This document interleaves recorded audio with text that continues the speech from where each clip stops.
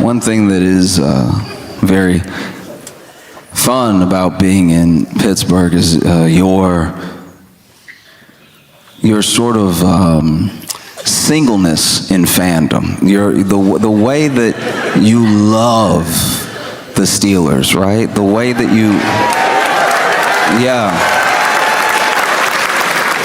And I saw this story about a woman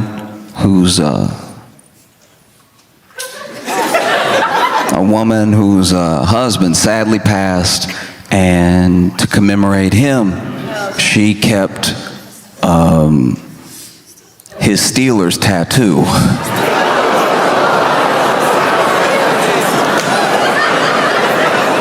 I'm glad we're on the same page.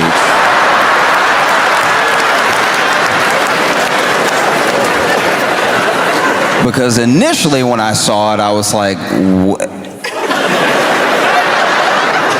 yeah, no, kept the Steelers tattoo, and it's like in a little, and then in the article, she was like, yes, we kept the tattoo. No, we don't think it's weird. And I was like,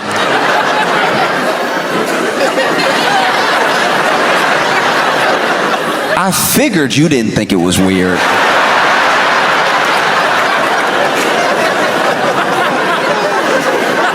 Seems like it was your idea. That would be wild if you were sitting there holding the plaque like, I can't believe they let us do this. This is...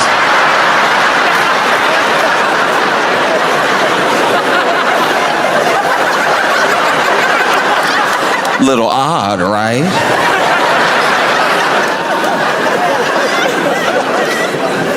And look, I don't know. Wow. Like when I saw it, I was like, because also, look, I'm not gonna linger on it too long, but it was a big tattoo, so I don't even know what that is. That back? Is that arm? Is that, you know what I mean? And maybe this is something that the husband would have loved. Maybe he's like, yeah, keep it, put it in the living room, right?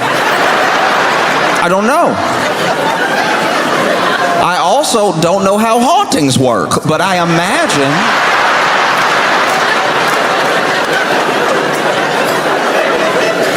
I do imagine having some of my skin means I'm gonna stop by.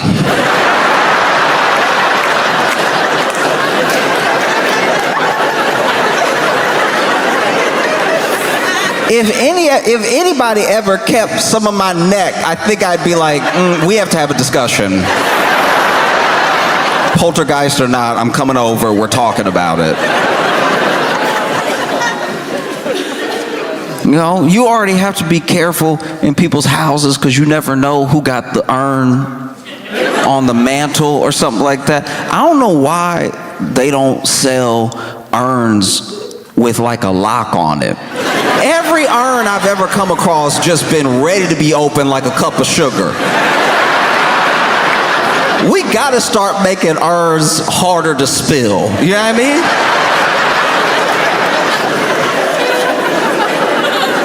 I've been at people's houses where they got, whether it's like a family member or the pet, they got the urn on like a mantle or a bookshelf, and I'm like, that's a little high. If it falls, they will be everywhere. And it does sort of, I don't know. It does taint the memory a little bit if this urn fall and now you gotta Dyson him up.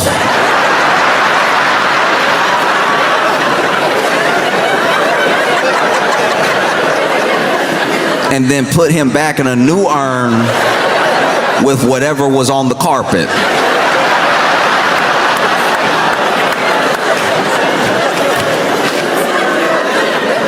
Just something to think about, maybe. Literally, just even McDonald's cups are harder to spill.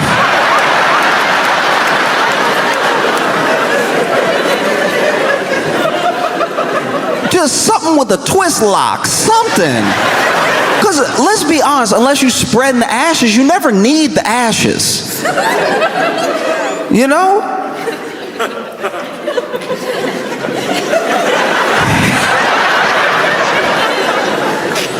It's not like you hiding something in the ashes and then you're gonna open up the urn, pull out the Glock. Like that'd be a wild home invasion. That'd be imagine you're, let's say somebody, goodness forbid, but let's say somebody broke in your house or something like that, and then they've got you and the family held hostage, and maybe you did something to them. Maybe you're a healthcare CEO, right?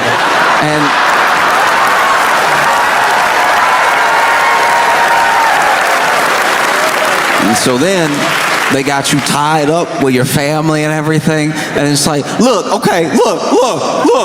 I'm sorry, all right? And they're like, sorry is not enough, you about to go. It's like, okay. All right, I get that, but okay, but a long time ago, my wife passed, and I always said that, like, whenever I go, I'd like to go with her, and she's right there. Intruder gonna be like,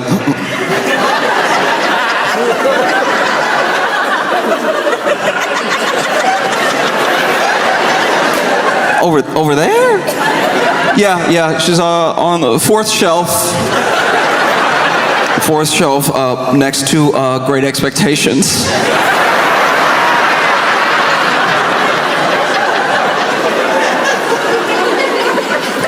If I could just like hold her,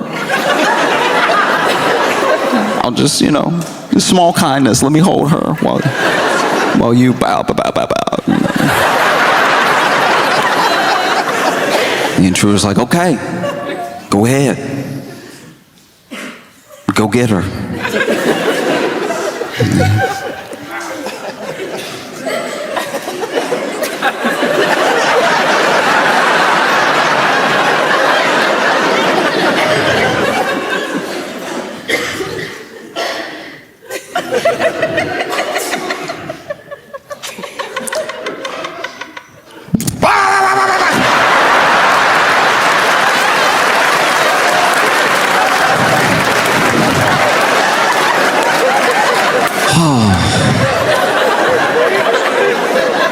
Thanks, honey.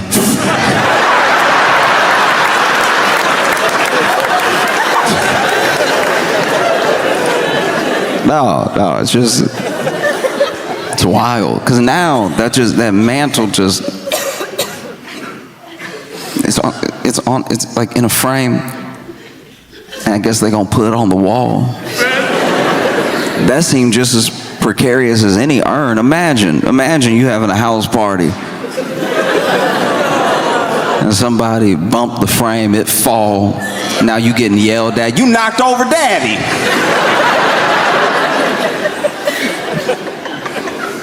Everybody does things differently, and some people very differently. But once again, I don't know if he would have loved this sort of thing, But it'd be crazy to think he might be looking down like, ugh.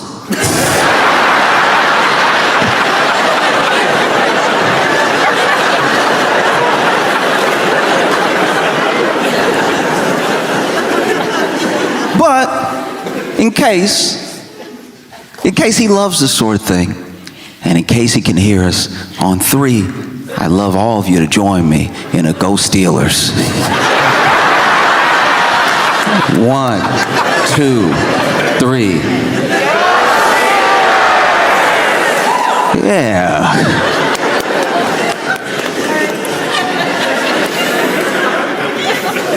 Hopefully that will stop me from being haunted.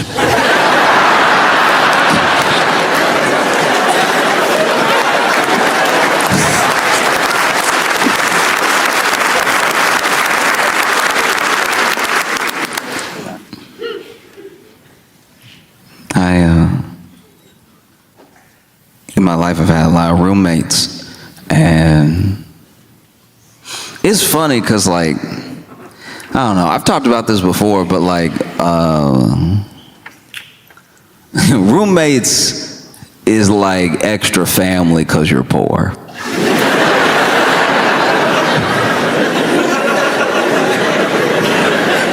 You don't exactly bunk up with a stranger because things are going well.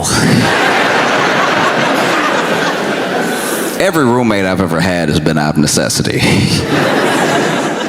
And you just gotta get used to it. But it's crazy because people, the way that people are roommates is usually a clue into how they lived before, like how they were raised potentially. Maybe they were raised to act differently than they're acting as roommates, and this is them out on their own for the first time, rebelling against all these rules they had at home when they were, younger. That's the most charitable way to put it. Like, I think mostly a lot of people are insane. And there's nothing like having like a messy or lunatic roommate, and then maybe you do become friends though. Maybe you're friends, maybe you're friendly. And then you go visit them at their house and you see that it's pretty much the same. This person is wild through and through. I had a roommate that,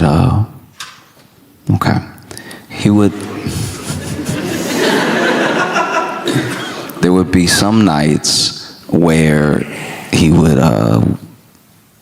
sleep in the bathtub. He had a bed, he had a mattress, he had pillows.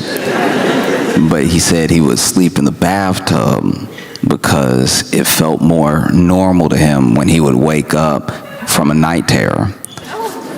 And I was like, I don't know how you find that out.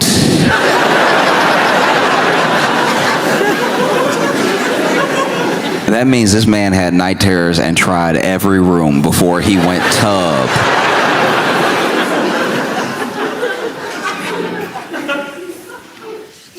And that was a tough roommate to have because, I would go to bed at a regular time, even a little late because, we're young and everything. We're in college, and then I would just know I can't go to the bathroom for the rest of the night. No, I can't. I'm gonna have to hold it until he wakes up. And what would normally be distressing, sleeping peacefully, and then hearing from the bathroom, is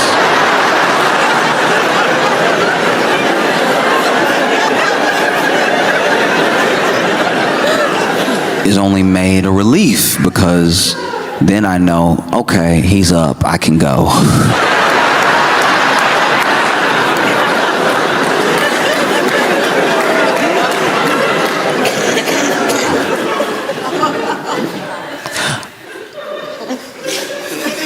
A lot of people in America worry about terrorism. This is a top concern for some people, and it just depends, mostly, to me at least, on when you were born, And I think that within this understanding of terrorism, there are many different definitions, One definition is someone who stokes fear and anxiety for the purpose of fear and anxiety in their enemies. And there's a lot of talk of terrorism or potential terrorism. People get called terrorists all the time, and there are some people that want to equate terrorism to one specific group, one specific religion. But I know that there are terrorists, but the terrorists that I'm talking about, they have no religion. The terrorists that I'm talking about, the terrorists that I believe already live in the U.S., they don't have some God that they call to for their purpose of doing what they do. They just do it to stoke fear and anxiety. I'm talking about people who put an empty box of cereal back on the shelf. These people have no place in our society, all right? I had a roommate. Last straw for me was this man. I bought some Cheerios, and I bought it for the group. We all eating out here. And so then I go to grab the Cheerios, and I'm excited, I'm hungry. And I go to grab the Cheerios, and there's a certain feeling. Anyone who's been a victim of what I'm talking about will know the feeling. It is a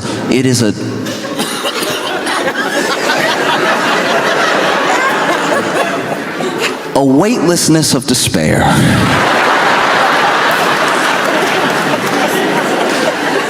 You go to grab what you think might even be a half-full box of cereal, and in your attempt to grab it, you put too much energy, too much force into your shoulder, into your arm, into your hand. And when you put that force into your shoulder and your arm and your hand, and you grab the box of cereal and you go to lift it up, you hit the top of the cabinet. Because there's nothing in there. And not only is there nothing in there, what's been left is crumbs. And the sound of crumbs is the jingle bells of poverty, all right?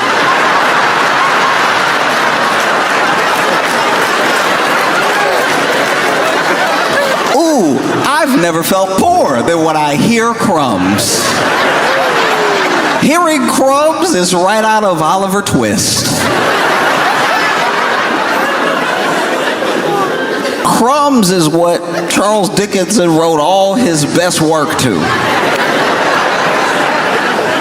I didn't even think I could hear crumbs. Oh, but they have a sound. It's a mix between bread particles bouncing off each other and then a whisper. It's in a moment. It's something that almost can't be identified. And it's the whisper of those crumbs, the same way that you could split atoms or you could collide particles and make an entire boom, a bang, a nuclear bomb, and a hydrogen bomb. The banging together of these bread particles makes one singular noise, and it is the universe telling you from a point of almost quantum physics, bouncing the particles off each other, that you're poor. That's the sound of poor. Wouldn't you love to say yum? You'll never say it. You're too poor. These are crumbs.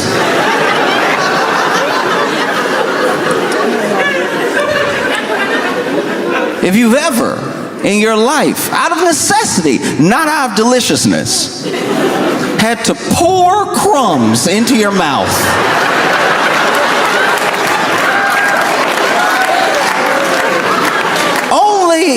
in the Bible do I imagine this level of thirst for food. You might as well be in the desert. Even if you are in your Pittsburgh apartment, you might as well be in the desert if you are opening your mouth, letting it hang while an entire bag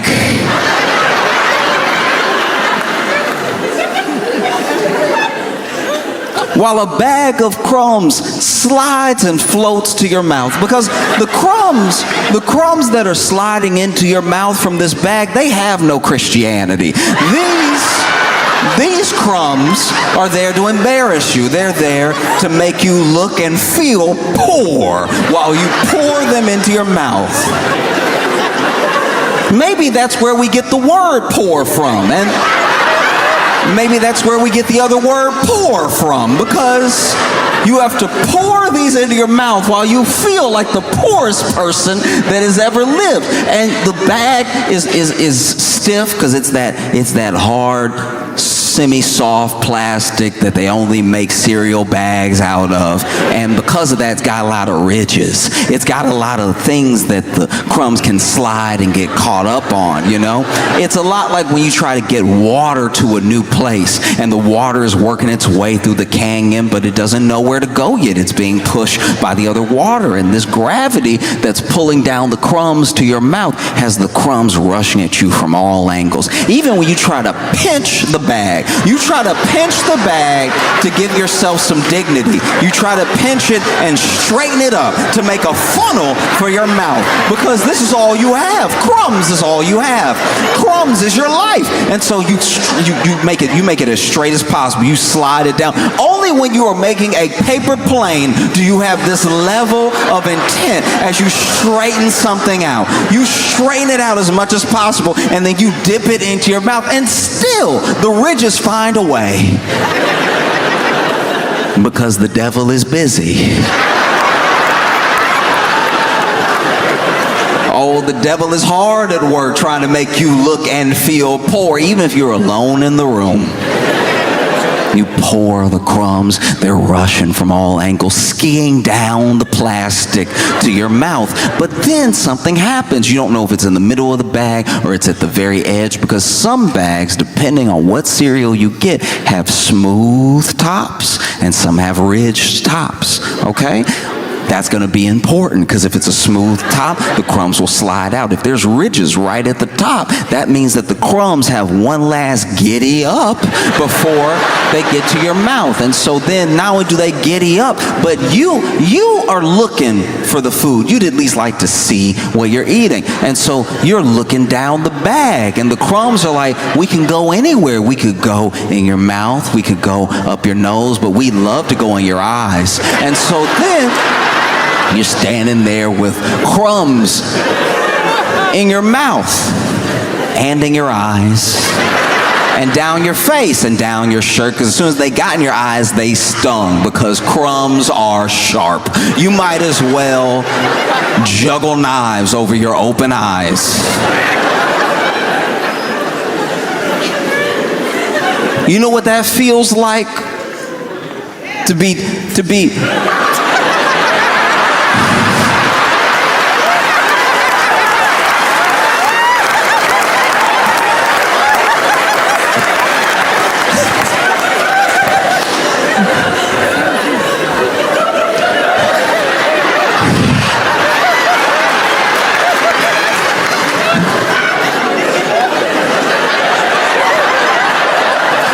Do you know what that feels like, to have to dig Cinnamon Toast Crunch out your eyes? Every cereal sharp.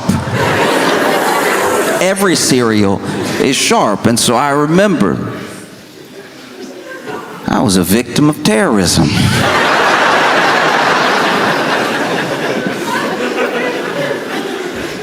And I took my crumbs like a man.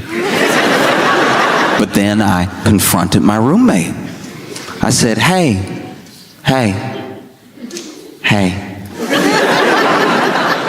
I know what you did.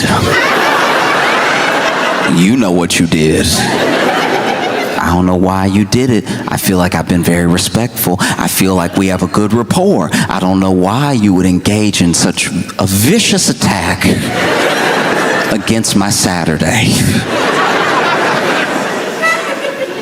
And he was like, what? I was like, you know what? Because he did know what. Because without me saying anything else, he was like, look. I put it back, but there was some in there.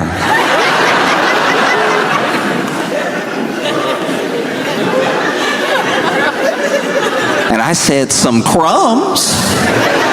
He's like, no. There was Cheerios in there. And then I thought, okay, maybe I've made a mistake. Maybe I have accused the wrong roommate, because I have more than one. And so then I walked to the kitchen with him, because the bag and the box were laying on the ground, because I obviously had to run to the bathroom and wash my eyes out of the very sharp cereal. And at this time, first of all, I need to go back. This is the second time this had happened. All right. And so first time was Cinnamon Toast Crunch, and then the next time it was Cheerios. That's my mistake. And so then he was like, there was some in there, and then we walk over, and the bag and the box are strewn on the floor like a crime scene. Because I had to drop them immediately. I also got Cheerio in my eye. And I was like, there was nothing. And you know there was nothing because it was only crumbs. And now the crumbs are in me and on me. And then he's like, no, there was something left. I was like, what left? And he was like, there was one Cheerio. And I was like, now I know. You might as well be Osama bin Laden, because the fact that there was one Cheerio you chose to not eat and leave means you're out of your mind. And then I looked, and sure enough, there was one Cheerio on the ground. One Cheerio. A single Cheerio. Like a British person saying goodbye.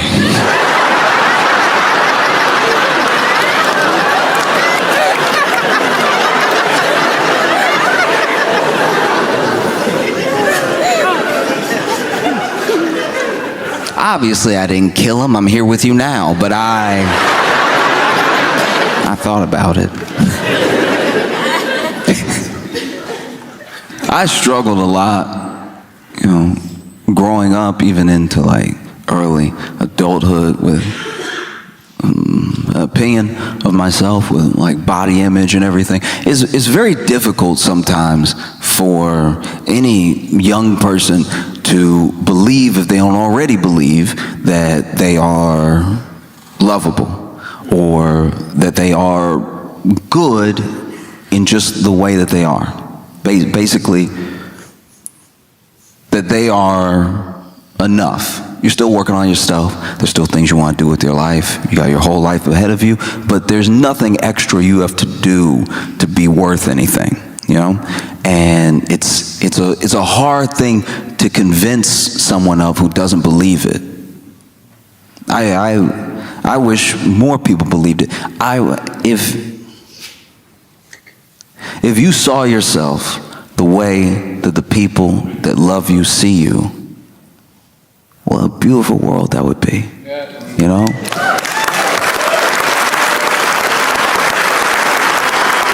And it's not as if love isn't poured into and on these people, showered with praise when something goes right.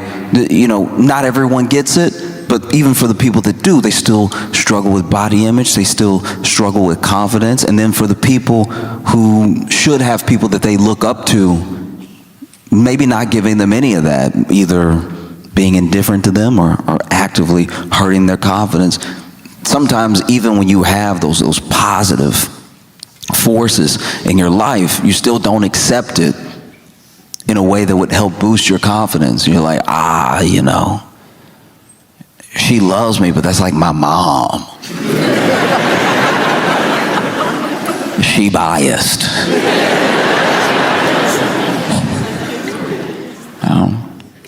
And I know for me, I spent a ton of time trying to work on myself in different ways. Some things that I actually needed, some things that built me up, and some things that were maybe a little bit unnecessary, I really struggled to look at myself in any positive way until I got really fit. Like in my head, really, really fit. I should look like I saw other guys and I thought I should look like that. I should look like a version of that, at least, And never mind that I'm looking at dudes who have been on their own journey or struggle with their own confidence, or maybe get a little extra help to look the way that they look. I don't know. And I was never trying to be like insanely huge. I joke about being like ripped and real big, but honestly, I don't have the frame for it. Truly, I'm not tall enough to be wide. Yeah, I mean, no matter how big my shoulders got, I'd start to just be in the way. Like, it looks good in the picture when you're flexing and you've got all the muscles and they're all defined and everything, but then practically in life, it does start to be a problem when you're trying to walk through a door. You don't want to be on a date and see a door and go, uh-oh.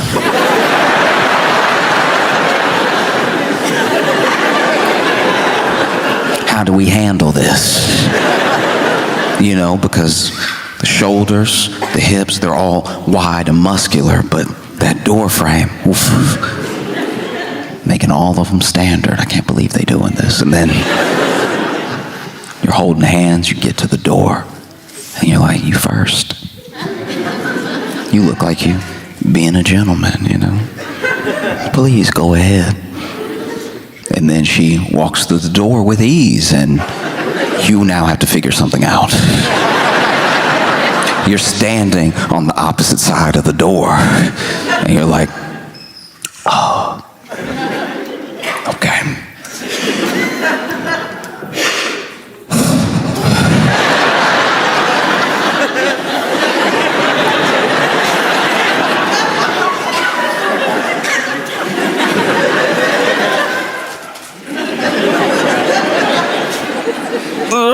As soon as you strained,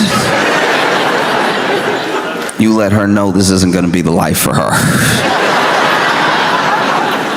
I never wanted to be huge. I just wanted to be very, very fit, you know? And I worked on it with some success, with less success, but even when I started to work out, I realized that wasn't really the issue. Now I was going to the gym, and I was eating as much as possible, and I was gaining a little bit of weight. Not much. And I was like fighting to keep looking this certain way. And I finally accepted that, like, even if I got there, maybe I wouldn't be happy. And I even discovered that through other people who I knew were there. People who I wanted to look like that were in my life, you know? And they still had all the same problems I did. And I would go to the gym and I'd see people packed in there fighting to look a certain way so they could feel a certain way. And there is a bit of a cheat code. You could try to work on feeling the way without having to fully change your entire body. You know, you don't have to earn loving yourself through like straining and potentially hurting yourself, you know? Like there's some things that there's some things that go and be lifted in therapy, you know? Like it's just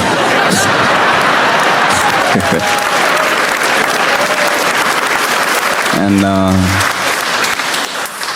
but I remember I would see these workouts, and sometimes you see people get creative. There are a couple machines that are pretty straightforward. You sit down, you want to row, you put your feet here, and you pull.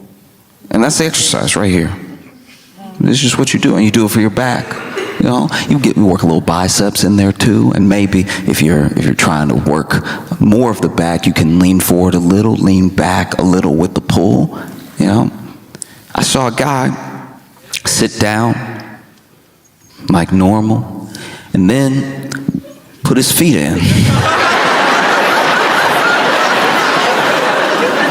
And I'm not gonna lie, I stopped. I was like, this is about to be awesome.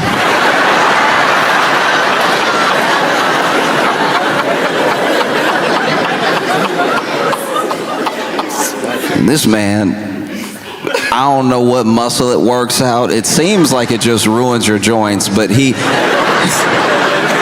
went,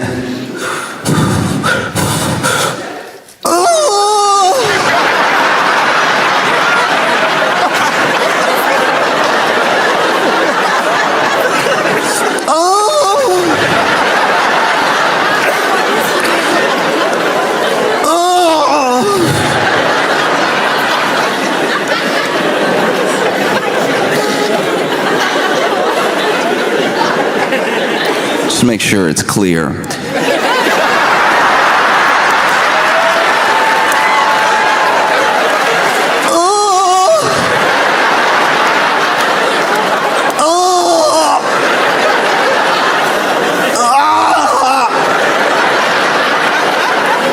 And it looked like it felt like it sounded.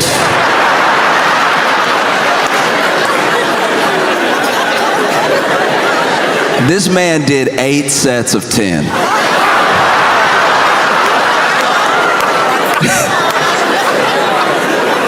And I watched the whole thing.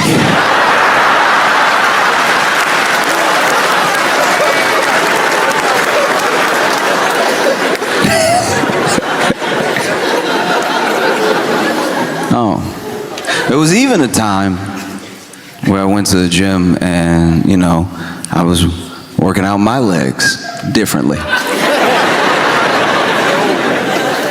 know, I was doing some lunges, I was doing some like split squats and everything. Not much weight, but just trying to make sure that I worked out my legs, because there are some people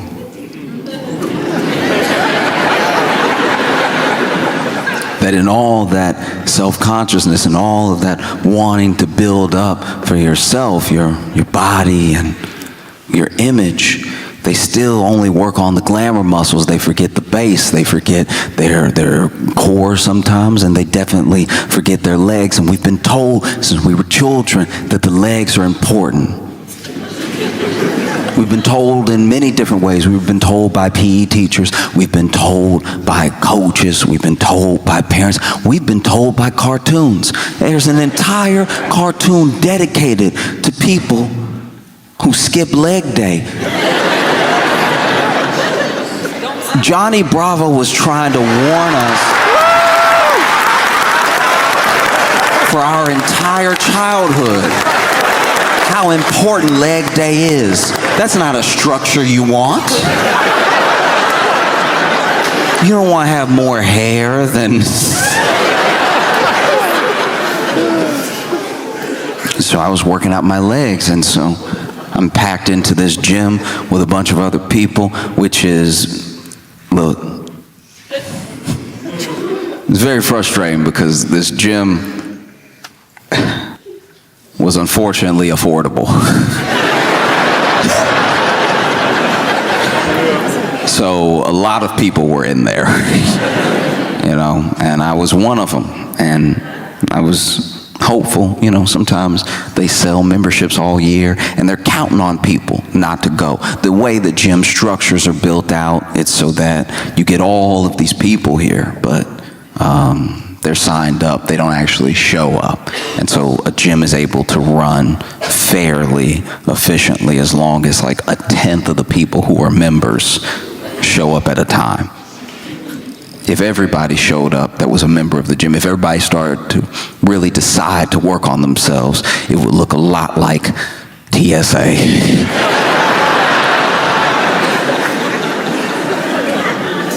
There'd be very little movement. The only way to work out would be passing the weights, just you can have some.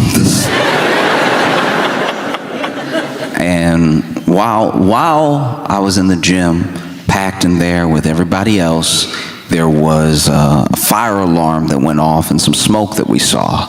And, you know, I didn't see any fire, but 2 out of 3 signs isn't bad. And so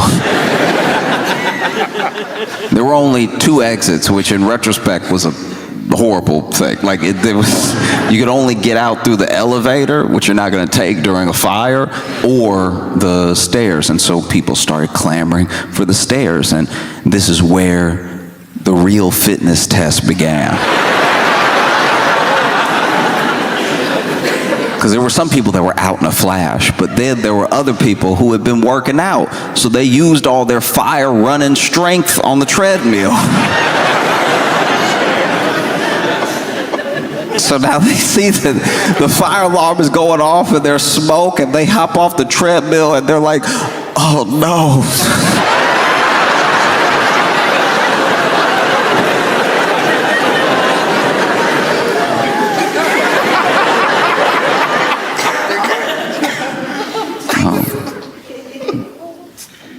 And then there were other people, what I would assume people who were a bit out of their mind, that even treated the running out of the gym like a workout. There was one lady literally still looking at her watch going,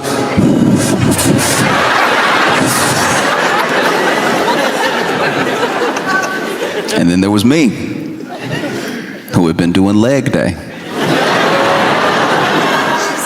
I tried to make my way out as fast as I could, but honestly, if I could brag on myself for a second, I had gone pretty hard. You know, I had a PR and everything, and a PR is what you don't want to have when it's time to run.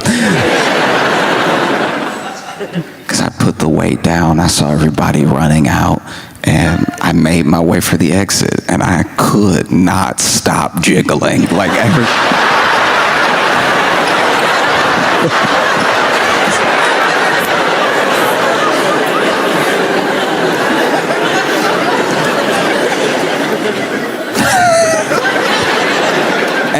yeah, I don't know if you've ever been in a situation where you have to evacuate for a fire, but nobody moves like there's a fire.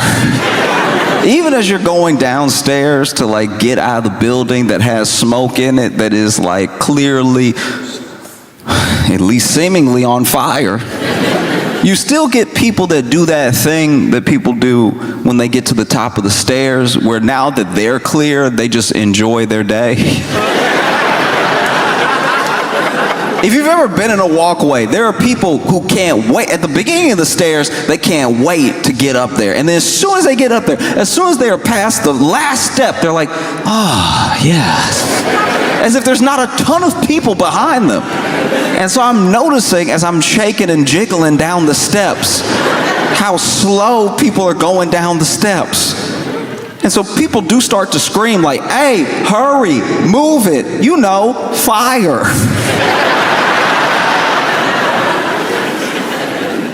And then we get outside, and it was next to the door. One of the reasons everybody was slowing up was that same lady was out front near the door just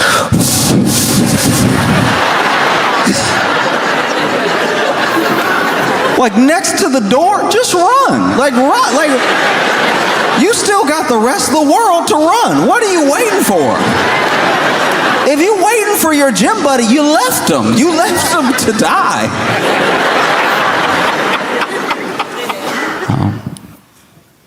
It's funny because I was watching the news and I saw this, can't really call it a debate, it was more of a screaming match.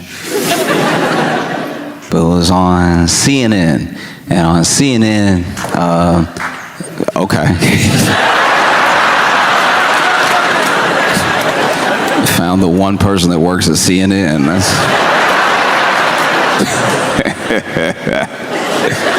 bad. I've never heard anybody clap for CNN like that.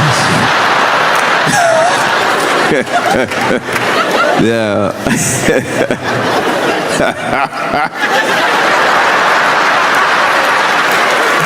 What is that? Now, to be fair, though, look. To be fair, we don't know where our friend is from, and CNN abroad is actually substantially better. Like, when you watch CNN and you're in like France or something, it is actually like engaging programming. That we really are the only ones that do CNN the way we do CNN. Like, as an example, when you travel the world, McDonald's is still fast food. We're the only ones that made it poison.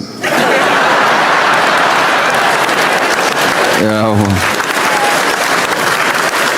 every other country, they just say what happened on the news. They just tell you. They're like, oh yeah, no, then these people came, and then the other people came, and then the first people left, and then the second group of people left.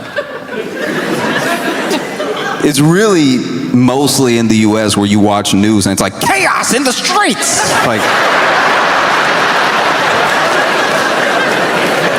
Like every news segment is cutting a promo for a horror movie.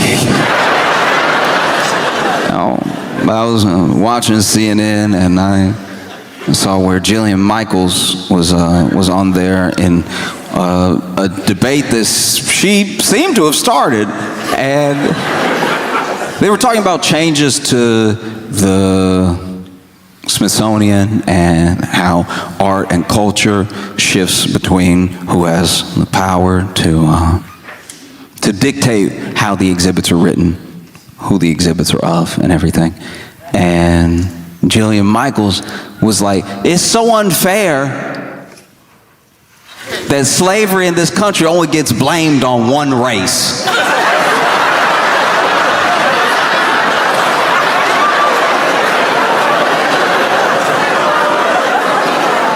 Look, as outrageous as that is genuinely funny. Like, look, I'm not gonna tell anybody how to feel, but if you heard the words I said, that Jillian said, and you immediately got angry, I would ask you to take a step back. I'm not going to tell you how to feel. You can be angry if you want to be angry, because it is a very short-sighted, ignorant thing to say, but that's precisely why it's so funny. It is absolutely hilarious. But the best way I can describe why this is funny is when I was a kid, I would be at home alone for about 3 hours. I would get off, from school. I would do practice, and then I would get home and I'd be alone for about 3 hours, right? So for 3 hours, I was the only person in the house. And one day, I was just walking through the house. I was eating something. I think I was like eating some Easy Mac and walking, not paying attention where I was going, and I knocked over this vase. And it was a vase that my mom loved, right? And so it smashes on the ground, and I genuinely didn't know what to do, because I was like, man, I'm gonna be in a huge amount of trouble. I need to think of something. And in my head, I was like, what should I do? Should I call my mom now and be like, hey, when you get home, you will want to beat me. But I feel like if I tell you now and you're going to be like on shift for another half hour, and then just the concern, because I never call you, I'm hoping the concern that you have that I am calling you you'll be so relieved that I'm alive, that I'm not dead, you'll want to kill me less. You know, because having that coworker be like, it's your son, you know what I mean? And then have you be like, oh, what, my baby? And then I tell you what I'm about to tell you, and then you're like, oh, I'm just so glad you're still with us that I would hate to make it so you were not, right? That was one thought. Then the other thought was, look, I've given this whole having a family thing a good run. Maybe I dip right now. Maybe I leave home right now.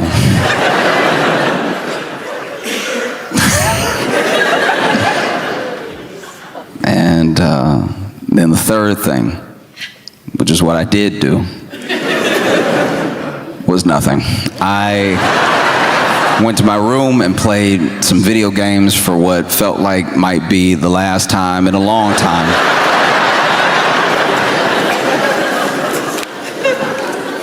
And then my mom got home. I remember all the noises of her getting home. I remember the like screen door, and then the lock, and then the lock turning, and then the deadbolt turning, and then her walking in, the screen door shutting behind her, her shutting the door, her locking the door, and the deadbolt. Again, every footstep from the front door to the kitchen, because she missed it at first. And then every footstep after the kitchen back into the living room, where I heard my name. And not my name the way you know it, my full legal name. You know what they put on your death certificate or before a parent kills you? My full legal name. And then I walk in, and my mom is like, what happened? What is this? And then I said, oh, you just gonna blame it on me?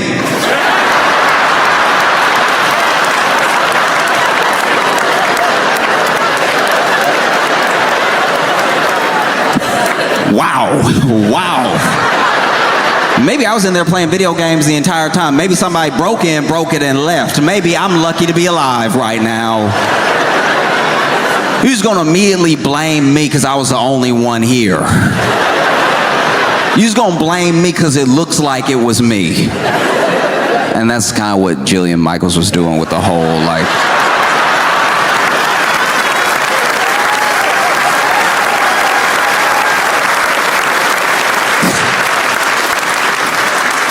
yeah, that's kind of what she was doing.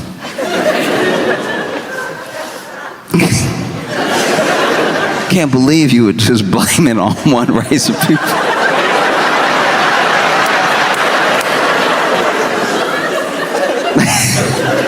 And it's so funny too, because when it comes to history like that, there are always these bad actors that try to pull the thinnest straw man out of the woodwork.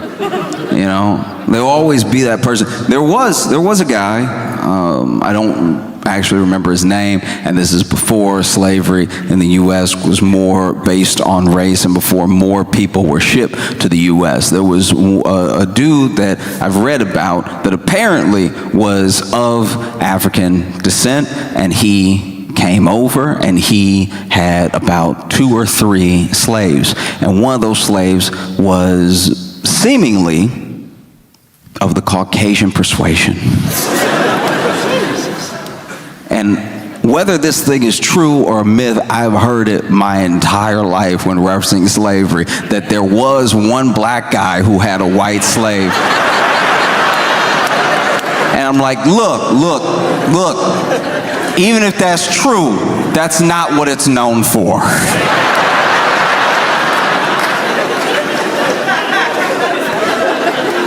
Do you know what I mean? Yeah. Just picking and choosing how you present an entire idea. And it makes sense to me that someone like Jillian Michaels would say something like this. She is from a reality TV show. She's known for the show The Biggest Loser. Yeah, that's who she is, that coach from The Biggest Loser. You know, the nice one. The Biggest Loser was a show, I don't think it's still on the air anymore, so if you're not familiar with the show, it was a show where they would bring on people who were overweight, struggling with image and everything, and they would help them lose weight by making them do slavery.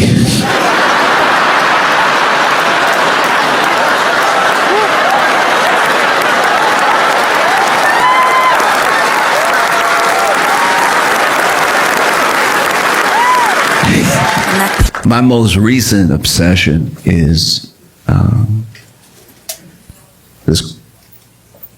this court case, this lawsuit against Cardi B.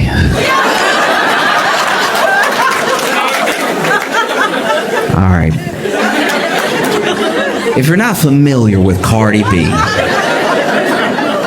B is a rapper, and she is also a national treasure. Cardi B is incredible, and this case is pretty wild. Basically, what is being alleged in this case is that Cardi B assaulted a security guard. It's alleged that Cardi B assaulted the security guard, and you hear both stories throughout the case. The security guard's story is that she was at work, you know, securing the building. And then Cardi B walks in, and then she's like, "Oh, Cardi B." And Cardi B didn't seem to like that she was approached, that Cardi B was like, what are you doing right now? Why are you in my face? And that Cardi B got nasty with her very quickly. And so they were in the elevator together, and she said that she followed Cardi B out of the elevator to clear up any confusion. I don't know if it was to apologize or anything, but she admits that she did follow Cardi B into the elevator and out of the elevator. And then she said Cardi B really lost it and started cursing at her and everything, and then started swinging on her and stuff, and that she got a little nick on her cheek from Cardi B scratching her face, right? And then the receptionist and the doctor that Cardi B was there to see, because Cardi B was in the building for a doctor's appointment, that they broke up the fight, and then everybody went about their way. But because of this assault, because of this nick on her face, she is suing Cardi B for about $24 million.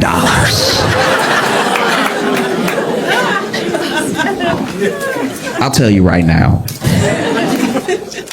for $24 million, Cardi B could cut up my whole leg, okay?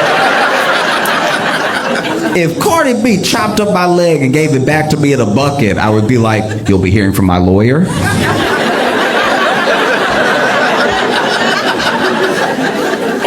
$24 million. That's crazy. So then, Cardi B's account of things is that she was going to the doctor at the time. She was pregnant. She didn't want anybody to know she was pregnant. She didn't tell anybody, and she didn't even tell her security guard where she was going that day, her personal security, because she was just trying to keep this whole thing private, right? And even the doctor's office had blocked out time just to make sure they didn't have other clients coming in back and forth, and Cardi B was going to be the last appointment of the day, right? So Cardi B shows up to the building, and then immediately she hears Cardi B, and so already that's not ideal, right? Like that could happen at any time. Cardi B is very famous, but then she is getting in the elevator, and then she notices the person who screamed Cardi B got in the elevator with her and has a phone in her face, and so she goes, "What are you doing? Aren't you security?"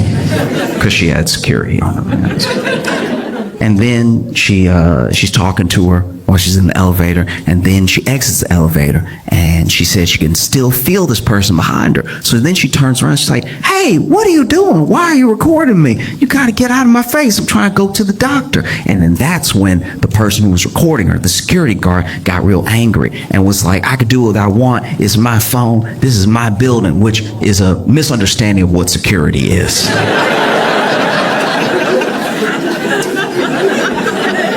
If that really was said, oof. I've never met a security guard who thought they were clocking in to own the building for a little while.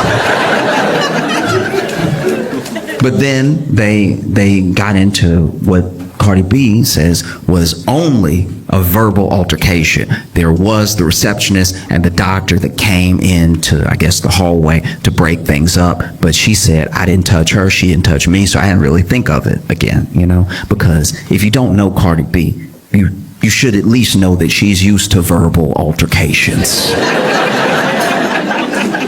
I'm sure they don't stick with her. She was on Love and Hip Hop. And so then she just sort of goes about her life, and then she gets hit with this $24 million lawsuit. This whole thing, to me, just my opinion, but this whole thing feels like when that dude tried to sue Gwyneth Paltrow for millions.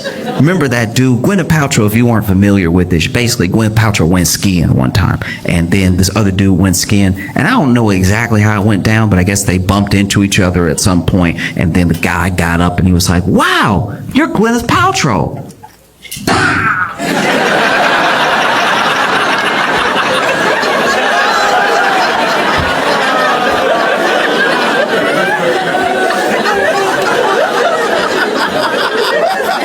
Oh, I'm ruined.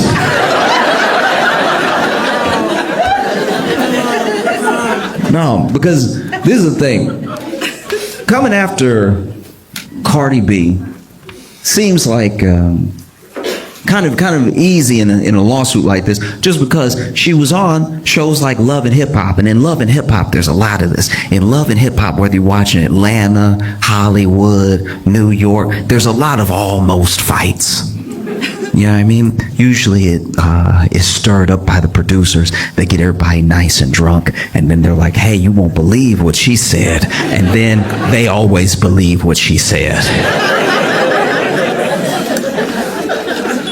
And so, you know, Cardi B's been known to pretty much never back down. In fact, there was this old case. I don't think anything ever came to it in like a court sense, but Cardi B was doing I think it was a festival, could have been a concert, and somebody threw something on stage. You know, somebody threw like a water bottle, and this has happened a lot in like the past. I don't know, people lost their minds through COVID and everything, and now people sometimes even feel themselves throwing something on stage. I don't know if it's like to get a reaction out of the performer, and every performer has a different reaction to it. There are some people who, as soon as something gets thrown, they walk off stage, show's over, and they don't even try to continue. There are some people that try to dodge it, act like it didn't happen. There are some people that try to dodge it and then try to find the person who did it and get security to kick them out and everything. Well, basically, there was a time where someone threw a water bottle at Cardi B, and I believe she dodged it, but she must have seen who did it, because she immediately threw the microphone at them.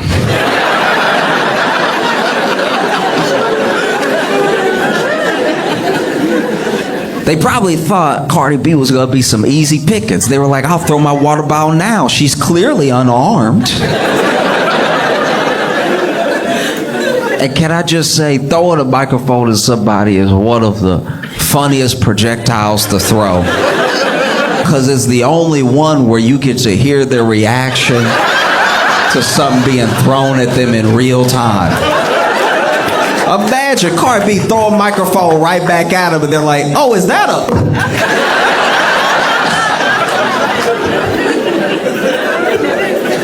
Last thing the crowd hears before the show ends is, whoa, watch out!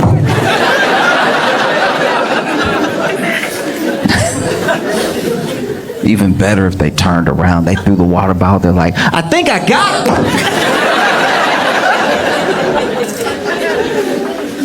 And so, you know, they had this court case, and I don't know. Cardi B better than me. If I were me, I'd be losing my mind right now. $24 million for that's what she's alleged. Like, the security guard is alleging $24 million. I don't even think I got $24 million worth of head. I think even if I was in a horrific accident, I'd probably only get like 10, maybe. And that's with half the head missing. $24 million just feels insane. And so, you know, they go to court, and Cardi B's got a lawyer, security guard's got a lawyer, and security guard's lawyer does seem bad at this. I don't know the law. I'm not a lawyer. I don't even know some of the stuff they're saying. When they get into like the real nitty gritty, like the weedsiness of the law, I don't know what's happening, right? All I know from all my hours of watching Law and Order is that if you're a lawyer and you're talking in court, you're talking, right? And then the other side keeps saying objection, and then the judge keeps saying sustain, you're not exactly doing well. And that's what's been happening this entire trial. The judge basically sustaining the whole thing. Like, this lawyer for the security guard keep withdrawing his own questions mid-question because he can feel a sustain coming. And like, some of the questions don't have anything to do with anything. It's one thing if you're badgering the witness, or you're really trying to like rile them up and get them to admit something, you try and catch them in a lie or something like that. It doesn't even feel like that's what's happening. This dude will just be asking questions that have nothing to do with anything or the case. It feels like he's just a Cardi B fan. The amount of time times that Cardi B's lawyers have had to say objection relevance is astounding. He's asked her all sorts of questions. At one point, though, he gets back on track and he asks Cardi B, you're saying that you felt threatened by my client. The security guard says, "Client, you saying you feel threatened by my client. I'm wondering why you feel so threatened. What was the issue? What was the issue?" And then Cardi B says, "I was pregnant and she's coming at me. I think she wants to beat me up and I'm pregnant. Hello?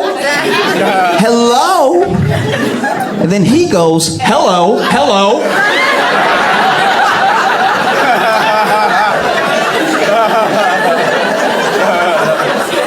"Hello, I'm here." And that's when it occurred to me that maybe what's happening is that this security guard's lawyer, maybe, just throwing it out there, potentially has never met a black person. I think if you've never met a black person in your life, and your first black person is Cardi B, that's a bit of a crash course.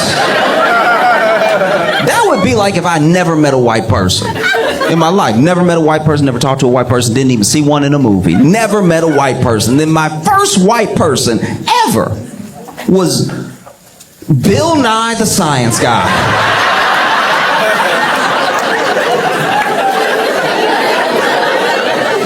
I think I might be walking away with some incorrect assumptions about white people. I think I go back home and tell all my friends and family, "Oh yeah, white people, they love space." No, they got a bunch of facts about turtles ready at the hip. Oh, and they love bow ties. Can't stop them from wearing a bow tie.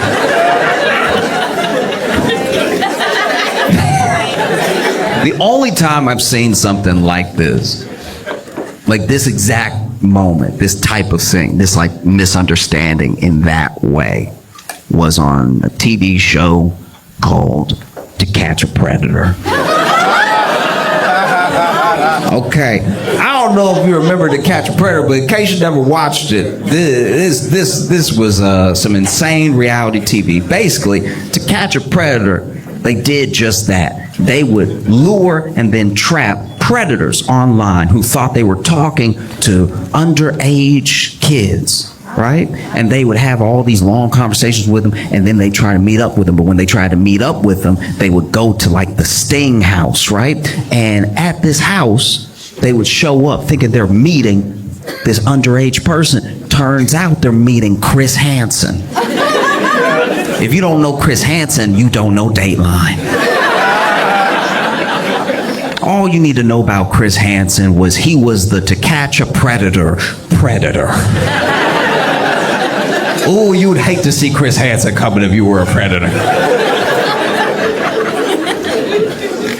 And so they would lure these predators to this house, and then especially season 1 was like no other thing.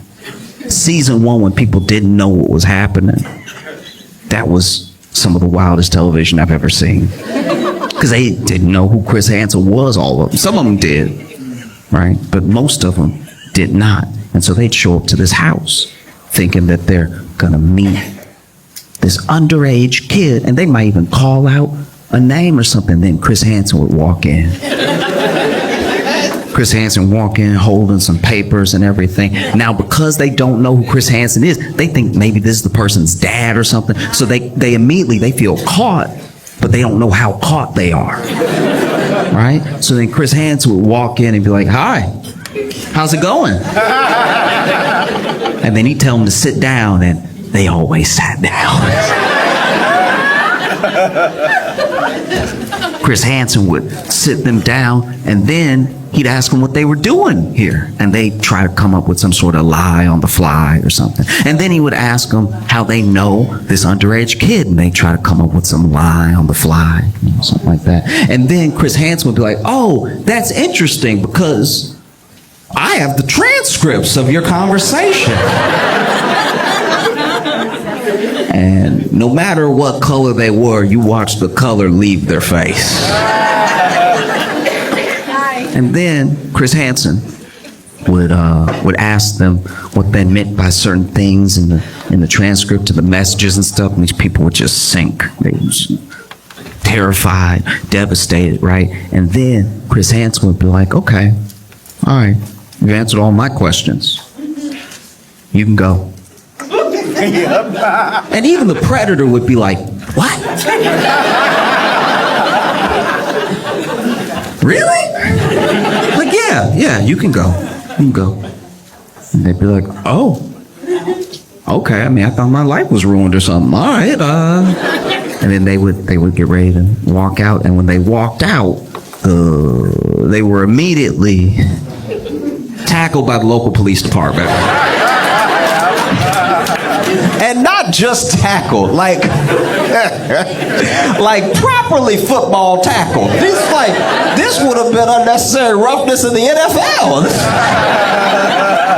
This is the only time nobody's gonna take you to task over police brutality. You know what I mean? Because the police, to their credit, they would announce themselves and say, get on the ground. They were just saying, get on the ground when they were already airborne.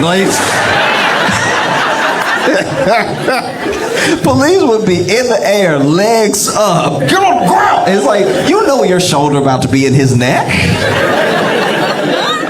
They would tackle him, and they cuff him up, and then they throw him in the car, and they take him to jail, and then in jail, they would go to the interrogation room, and they'd have to answer all of Chris Hansen's questions all over again. I guess him asking was just practice.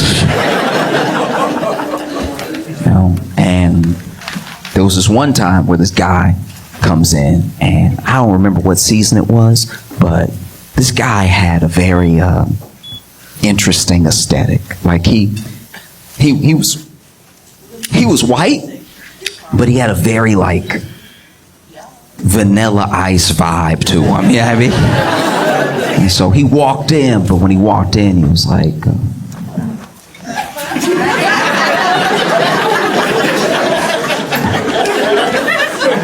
Chris Hansen walked in, and then when Chris Hansen walked in and told him to sit down, he was like, I.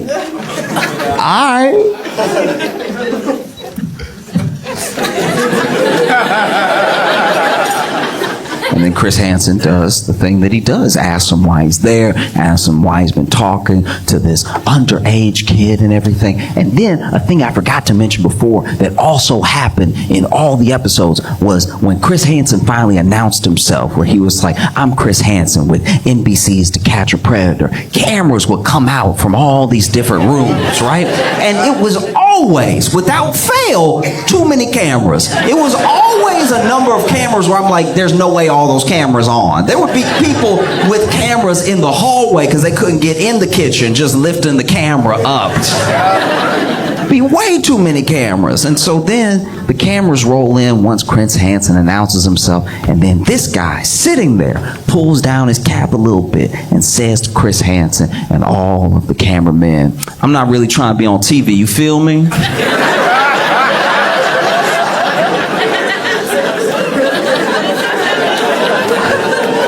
Repeats it. I'm not really trying to be on TV. You feel me? You feel me? You feel me? And Chris Hansen, without missing a beat, this man says, I'm not really trying to be on TV. You feel me? And Chris Hansen says, yes, we are filming.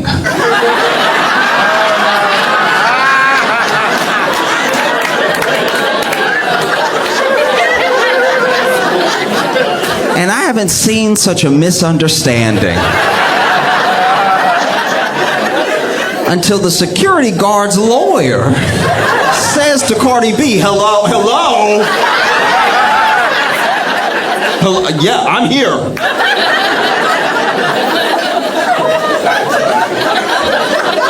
That man lucky. That man lucky Cardi B at no point in her testimony hit him with a like that. That would have broken his brain. That would have ruined his life. He would have bent his knees. Everybody get out! What's happening? No.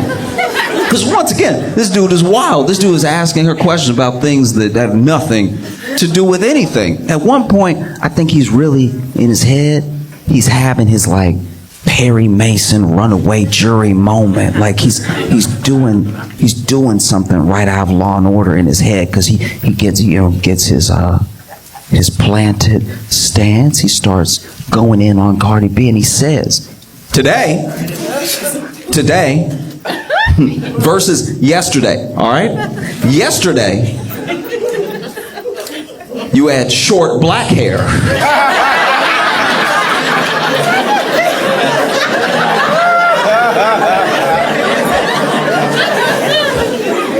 Today, it's long blonde hair. 2 days ago, it was long black hair. Which is it? I don't know why he thought he had her. That was incredible. I don't know what I think he expected Cardi B to be like, I don't know. Oh no. What's happening? I thought he probably had some follow-up questions ready. He's like, if you're changing your hair, how do we know when you're not changing your story? All right? Miss Cardamom Basil. If that is your real name.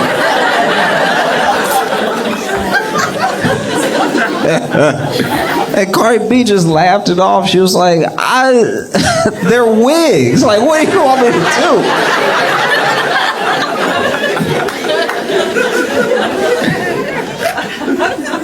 And then, he gets into the stuff that's more relevant to the case, and he's trying to grill her back and forth with question after question after question. And he finally gets to this point where he's like, why did you feel threatened? She says the pregnancy thing and everything. But he's like, you said yourself that my client is about your height. Why would you be intimidated by her? And then Cardi B goes, yeah, I mean, she's a little bit taller than me, but she's bigger than me and everything, and I don't know what she wants to do. Now it seems like this person wants to beat me up. I don't know. Like, I don't know if they went from wanting a picture to beat me up or just wanted to beat me up and record. I don't know what's happening, right? And so then this guy goes, why are you so intimidated by it? You're saying that she's bigger than you. What makes you say that?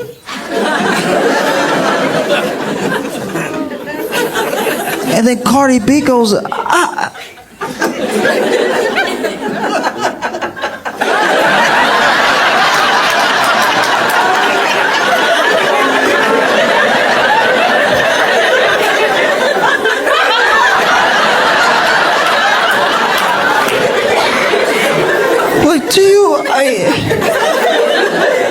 do I have to say it?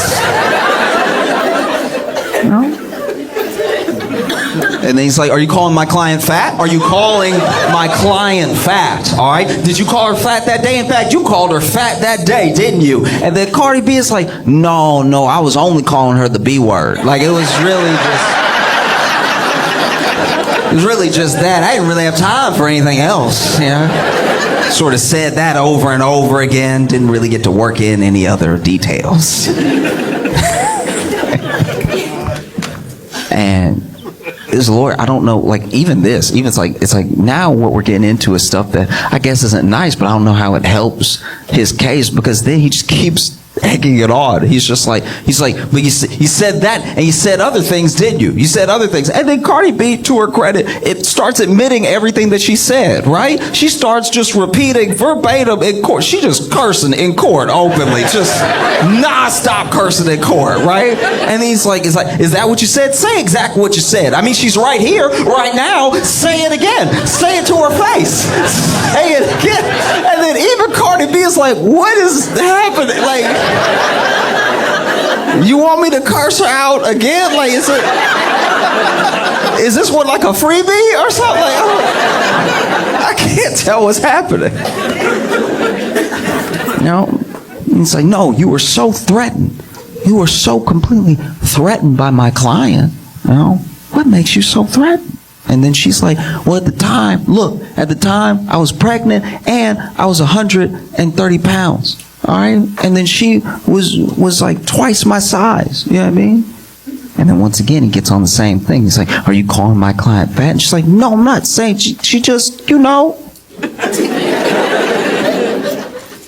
No, what? I don't know. What are you trying to say? Say it. Say what you want to say. There's no harm here. Say it.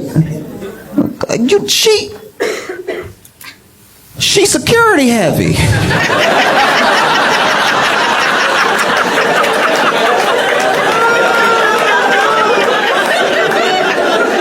That's so much worse. This man keeps going. He's like, what do you mean security heavy? What are you trying to say? She's security heavy. What does that even mean? And Cardi B is like, you know, she built like she protect buildings.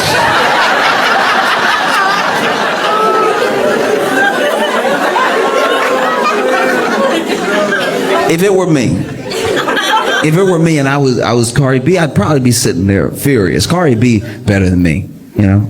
I'd probably be sitting there so angry. I'm just trying to live my life. I was trying to go to the doctor privately. My business is always out there. People get paid to get up in my business and everything. And I'm just trying to have a quiet moment. I'm not feeling well.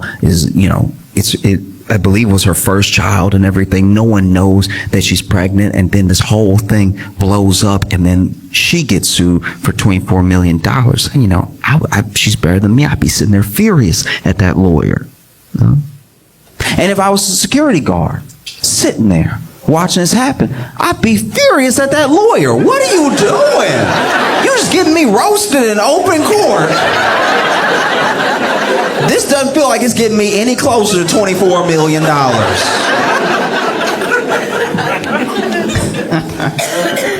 Oh.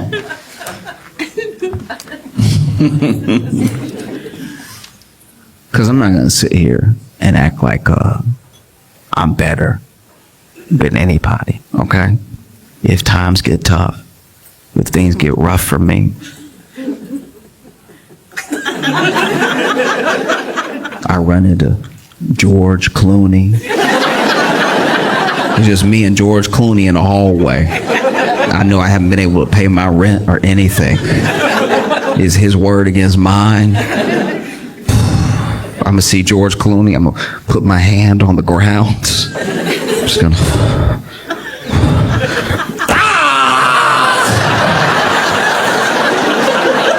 Look at what George Clooney did to me.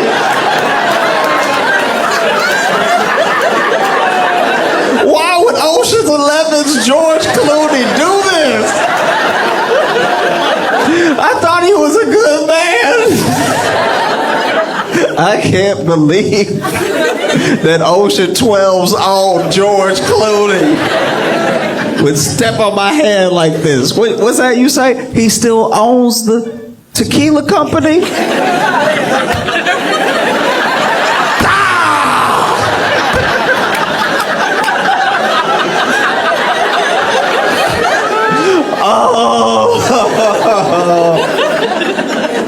Oh no.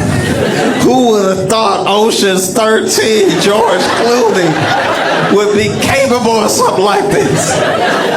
I thought he'd be president one day. Nah, easily. Easily. It doesn't have to be George Clooney. I don't even need like A-list. I really don't. If I see Neil deGrasse Tyson, times are tough, I run into Neil deGrasse Tyson, I'm throwing a bowling ball straight up in the air and catching it with my head. I was like, oh no! I can't believe Neil deGrasse Tyson did one of Newton's laws of motion to me.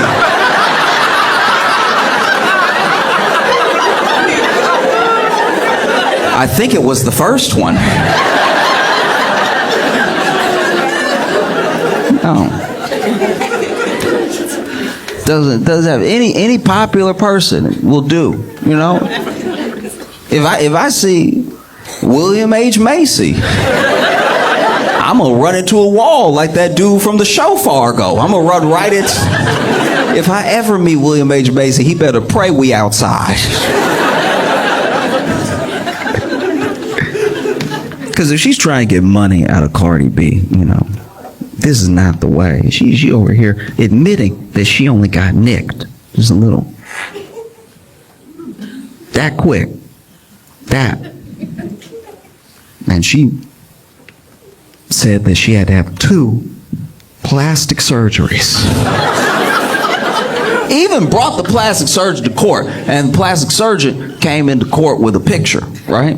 Now, the plastic surgeon, this is also why I feel like this case is bogus, because she doesn't have a picture of the scratch from the day that it happened. Her plastic surgeon had to come in and do a before and after picture, and honestly, I don't know if that dude, the plastic surgeon, I don't see what he did. Like, it's... Even when they tried to show the cut, like the little scar that Cardi B supposedly gave her, maybe they didn't zoom in enough. Like, I don't know what's, but they had the little line pointing straight to it, and I'm squinting. It doesn't even look like Cardi B did $24 of damage.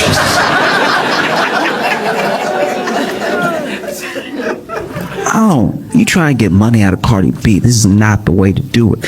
All you gotta do is make sure y'all are still alone. The other problem, and the reason this whole case feels fishy, is because her lawyers, and I suppose even her, didn't want the receptionist or the doctor that broke them up testifying. That seems suspicious. If I got $24 million worth of damage done to me, I'd call everybody who was within earshot. You know what I mean? Oh, you heard me. You remember? I was like, oh no, $24 million just fell out of my face, right? So the fact that her lawyers didn't want those people testifying seems fishy, and then you kind of understand why. I don't know if she was a fully surprise witness or anything, but I know they were trying to block it for a long time. And so the receptionist finally sits down on the stand and testifies, right? And the security guard's lawyer is over here asking just all the relevant questions, right? And some of the questions are getting objected to and then sustained because they're a little leading. You know what I mean? Like he asked a question about how wasn't it my client's job to see fit who should and should not be in the building? And then obviously Cardi B's lawyers objected, because how is the receptionist for one office building in this entire building supposed to know all the ins and outs of the security guard's job, right? And they get to this moment where the receptionist comes out because she says that she heard a commotion, and she gets out there, and Cardi B is up against a wall like this, like back up against the wall, and security guard is yelling in her face, right? And so then she, immediately upset by what she's seeing, gets in between the two of them and is breaking it up and tells the security guard, I don't know what's going on here, but you need to go back to your post. This is very unprofessional, everything. And everybody's screaming just so everybody can be heard, right? And the lawyer gets excited. He's like, and so do you think that this could be the moment that Cardi B scratched my client's face? And then the receptionist goes, actually, I'm really the only one that got hit out of the both of them. Like, I was... You know, you try to be a good Samaritan, but...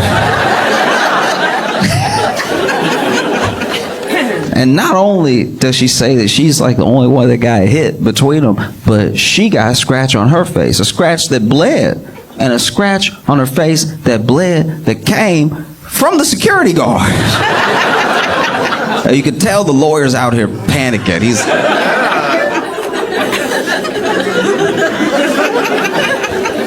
Whoops. Okay. All right. And so then he starts, in my opinion at least, sort of like badgering her a little bit with questions to try to like double back from the fact that now it looks like the only person that may have assaulted someone is his client.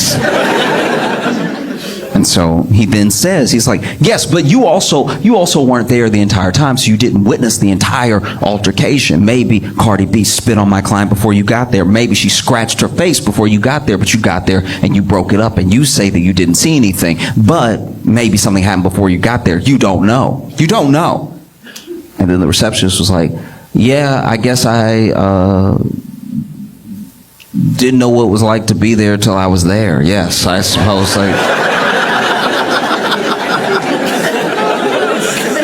You got me there. Because it's not just the scratch, I should point out. The scratch is the main thing, but the security guard is also, to my knowledge at least, alleging that Cardi B got her fired as well. You know? And then they had the doctor testify. And I won't say that the security guard's lawyers tried to poison the jury, because they were pushing a narrative the entire time. And the narrative was that obviously the receptionist and the doctor would back Cardi B because she was a client of theirs, a patient. So it benefits them to back up her story, right? And they even say as much while the two people are on the stand, you know. But then the receptionist says, no, actually, the security guard hit me up and said we should sue Cardi B. And I was like, nah, because you started it. Which is also not great for a security guard's lawyer. He's over here, okay, well, look,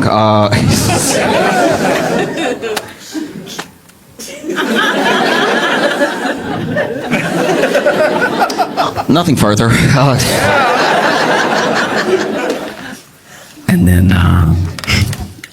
And then they had the doctor testify. Now, the doctor was the last to sing, so by the time he comes out, the receptionist is getting in between Cardi B and the security guard. So he said he was also very upset about what was happening, you know, and he was trying to make sure this thing got broken up. Now, the doctor said, look, what I saw wasn't just unprofessional, it was very concerning to me. And I got out there, and the only thing I could think to do was try to match the body language of the security guards. I don't even know what that means, but I imagine it means he ran up out there, he saw three people arguing, and he was like, hey!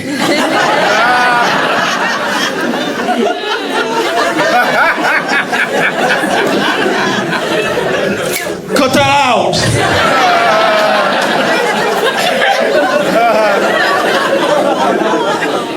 Because by his own account, it's not like he the one pulling people from people or anything. Reception has already broken it up and taken some punishment, and so. And then took Cardi B in, they had their appointment and everything. And then he was so disturbed by what happened and what he saw that he reached out to Superior for the security guard, and, you know, said that soon after that she was taken downstairs during a shift and like let go, right?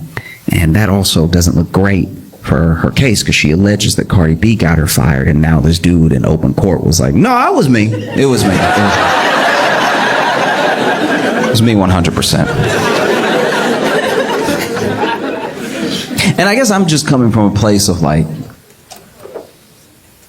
if you really wanted to sue Cardi B for $24 million, you don't wait until there's other people involved that are all going to have different accounts of what happened. If you wanted to sue Cardi B for $24 million, you just walk up to Cardi B before she gets in the elevator and say, hey, Cardi B, how you doing? And then throw yourself down some stairs. That's going to be the easiest way to do it, you know? Throw yourself down some stairs, all the while screaming out Cardi B singles for every step that you hit. You finally hit that last step, you're like, oh, why would top charting artist Cardi B do this? Oh, she's really about that life. These are bloody shoes. I know that y'all consume a ton of American news because we're right there, and we're pretty loud about it. So I know y'all saw the mugshot and everything. Sure. I was fascinated by that day, but not by him, not by Trump. Most fascinating person to me in that whole day, because Trump went in, turned himself in, and he had a lot of co-defendants, like 10 plus co-defendants that also had turned themselves in that day, take their mug shot, everything. But the person that I'm the most fascinated by is this dude named Harrison Floyd. Right? Now, Harrison Floyd is one of the co-defendants with Trump, and he's the only one out of all those people that did not get a bond agreement. Right? He had to sit in jail until he could see a judge. He's also the only one out of all those people that is black. I should also point out, he's also the only one out of all those people that allegedly assaulted the FBI agent that tried to serve him his subpoena. All right?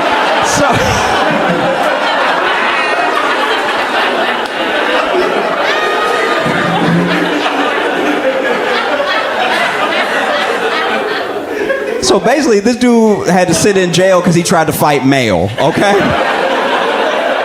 So basically what happens is, FBI show up at the door, try to give him his subpoena. He went for the FBI agent's gun, all right? Then he later admitted to police, if he had got the gun, he would have shot the FBI agent and killed him. He also admitted to police that if he had known it was the FBI at the door, he would have brought his gun and shot him and killed him. All right? That's what we like to call a thought. All right? What was he thinking? Never in the history of niggerdom has a nigger been this dumb. This is the most insane thing I've seen in a long time. He must have forgot he was black. What could possibly be going through your head? That was so insane.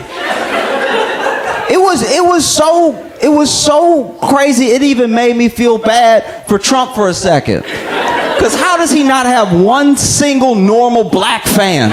Every time one of his fans that's black makes the news is always going through something, It's terrible. Trump has a reputation as a racist, and he always talking about how he's the least racist person you could ever meet. I don't know. After this, I'm inclined to maybe believe him. He be hanging out with the black people I would never hang out with. Like, truly, I don't know. This dude like a Statue of Liberty for wayward niggas. This is astounding. He's just standing like, bring me your ashy, your dusty, your dumbass masses.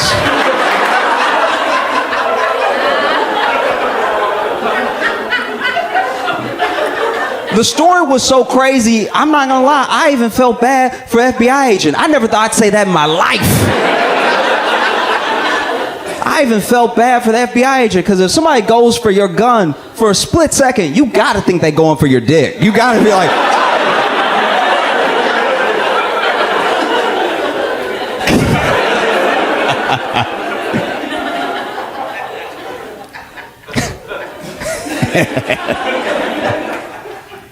I had this popped in my head out of nowhere. I had this date years ago where we both admitted to each other on the date that for both of us it was our first date in a year. And it was really great. That was such a great thing for us to share, because then we both knew in that moment we were about to be trash. Like, this is... Neither one of us are getting each other's best. We're very rusty. And it actually ended up being a great date. Like, it was a great little hangout. We were getting along wonderfully. The vibe was not there, right? We weren't clicking in that way. But we were like, no, this is like... It's just great to spend time with a cool person, And so at the end of the date, it was like a non-verbal thing. It was just a thing that we were both thinking. We just went ahead and we gave it a shot. Just one kiss, just to see. Because we've been getting along great for 3 hours. What if there's a spark, You don't want to miss out on that. And I should mention that she's not just a lovely person, wonderful human. She also has the biggest hands of anyone I've ever met in my life. Her hands were huge, okay? And I'm not coming down on her hands because I don't know if you noticed my hands since I've been up here, but I could use some more manly digits. These are not the hands I would have picked if they had been handing out hands. These are piano fingers at best.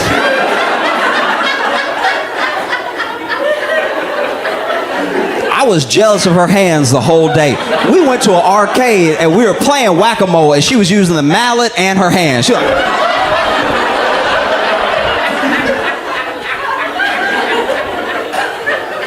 Her hands were so strong, she accidentally opened a locked door.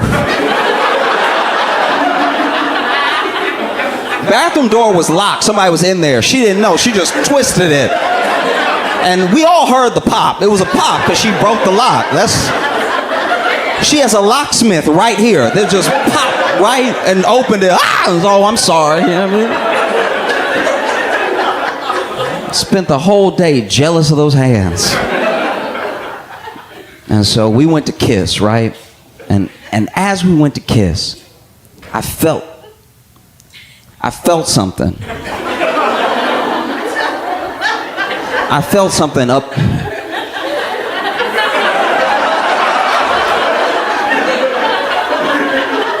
I felt something up the back of my head. And I realized it was her hand. She was cupping the back of my head with her hand. I'd never been cupped before. I didn't even know that was a move people were doing in real life. And if you were far away, it must have looked like my whole head fit in her hand. It must look like she was cupping a baby in her hand. And then I could feel this. I could feel this pressure from her kiss that was knocking me off balance a little bit. And that's when I realized, I'm like, wait, this bitch trying to dip me.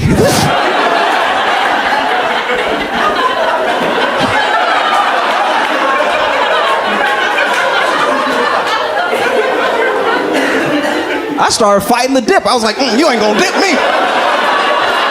You ain't gonna dip me. I'm a man, you ain't gonna dip me. Because think about it, if we have this kiss and there's a spark and we start going out, you gotta establish parameters early. If you let her dip you on the first kiss, the first time y'all smash, your legs will be in the air, bro. That's just the law. She already established dominance, all right? And so I'm fighting. I'm like, you ain't gonna dip me. You ain't gonna dip me. I ain't going. I'm sure I gave her the worst kiss of her life because my core was on fire. So I'm sure I was kissing just like.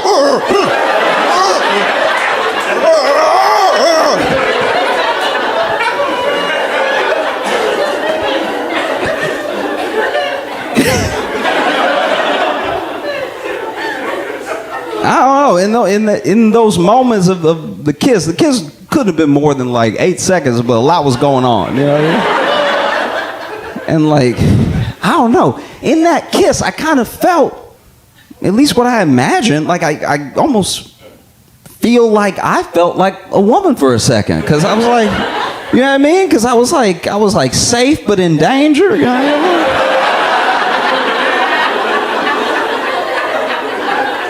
You know what I mean? Like she had me, but she might take me. You know?